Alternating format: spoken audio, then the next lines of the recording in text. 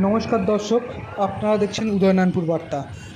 দর্শক, বর্ষার প্রাক্কালে টানা 3 দিনের বৃষ্টির ফলে নদী কিছুটা ভর্তি হলেও ডিভিসির অল্প পরিমাণে ছাড়া জলে দামোদর এখন কানায় কানায় ভর্তি হয়ে এসেছে।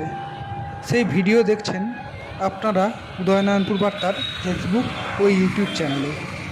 এবং এই পরিস্থিতি মোকাবিলায় প্রশাসন সর্বদা সতর্কতার সাথে কাজ করে চলেছে।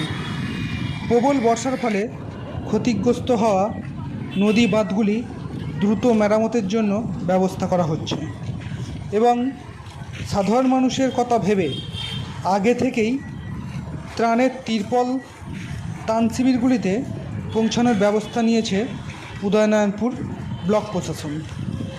দর্শক, আমাদের এই খবর ভালো লাগলে অতি দ্রুত শেয়ার করে সকলের কাছে ছড়িয়ে দিন এবং গুজব নয়, সতর্কে থাকুন এই কামনা করি। নমস্কার।